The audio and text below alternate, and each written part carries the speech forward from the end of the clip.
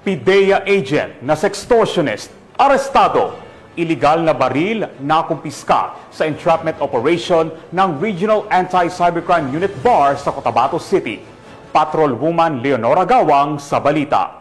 Isang agent ng Philippine Drug Enforcement Agency ang naaresto matapos umano'y manakot na ipapahiya sa publiko ang kanyang karelasyong babae gamit ang mga maselang larawan at video nito at pagkakakumpiska ng isang iligal na baril sa isinagawang entrapment operation ng mga operatiba ng PNP Regional Anti-Cybercrime Unit BAR katuwang ang PNP Station 2 sa bahagi ng Peña Francia Street, Rosary Heights 11, Cotabato City nito lamang ika-11 ng Nobyembre taong kasalukuyan.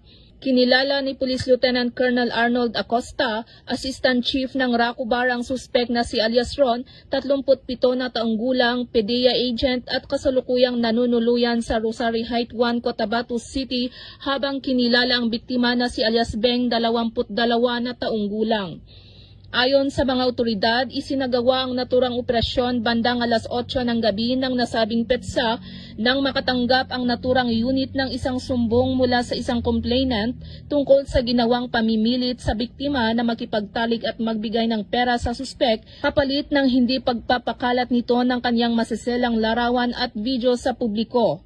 Agad namang gumawa ng agarang aksyon ang mga personahe ng RACU BAR at Cotabato City Police Station 2 na nagresulta sa pagkakaaresto ng suspek at pagkakakumpiska ng mga ebidensya. Nakuha mula sa suspek ang 2 piraso ng trust condom, 800 peso bill, isang ATM card identification cards, isang unit ng Yamaha Aerox at isang caliber 45 pistol at 5 bala.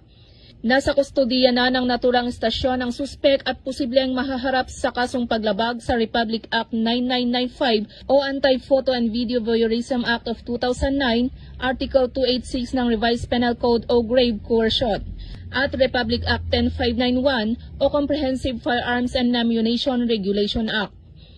Ayon kay Police Brigadier General Jason C. De Guzman, Regional Director ng ProBAR, ang matagumpay na operasyong ito katuwang ang iba't ibang sangay ng pamahalaan ay patuloy na magsisilbing patunay sa maigting na kampanya ng mga kapulisan laban sa kriminalidad upang matiyak ang kaligtasan at kapayapaan sa rehiyon ng Bangsamoro.